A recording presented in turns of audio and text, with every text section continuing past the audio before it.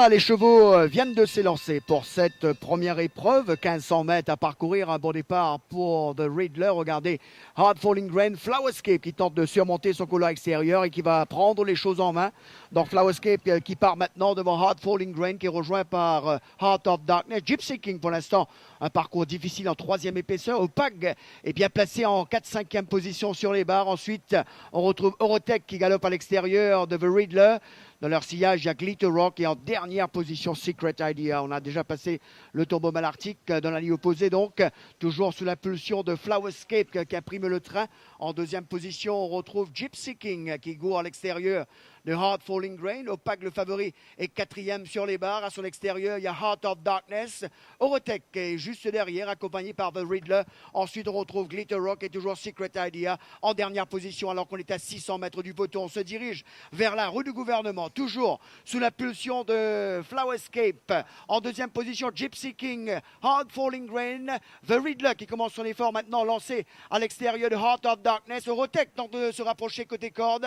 À l'arrière, on tente de revenir avec Glitter Rock qui rattrapera Flowerscape à l'entrée du virage, qui tente de repartir maintenant, qui a toujours ses 2-3 bonnes longueurs d'avance. À l'extérieur, on tente de revenir avec Eurotech. À l'extérieur, il y a The Riddler, mais Flowerscape a toujours l'avantage.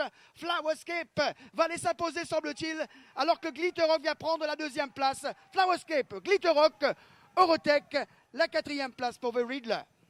Très très belle victoire donc de Flowerscape qui a surpris tout le monde en prenant le commandement de la course dès l'ouverture des stalles. Avec le port des œillets, eh bien cela a été bénéfique. Il est parti comme une fusée pour s'installer aux commandes de la course et à partir de là, son jockey a réglé le pas de la course et puis ça, dans la ligne droite, eh bien, elle a redemandé un effort à son cheval qui est bien reparti. Très belle course de Glitter Rock, c'est sa meilleure course à Maurice, si je ne me trompe pas, venant à l'extérieur pour terminer deuxième. Eurotech a essayé de terminer à la corde sous la monte, bien sûr, de Pierre Cornérhofer, mais n'y est pas parvenu. Alors, The Riddler aussi a fait une belle course, alors que le grand favori, Opag, avait été déjà battu à 300 mètres de l'arrivée. Opag, monté par le jockey Steven Deneuillou, a certainement eu un petit problème, car il s'est arrêté, je dirais, presque à 300 mètres de l'arrivée. Très belle victoire, donc, de Flowerscape, qui a remis un peu les pendules à l'heure.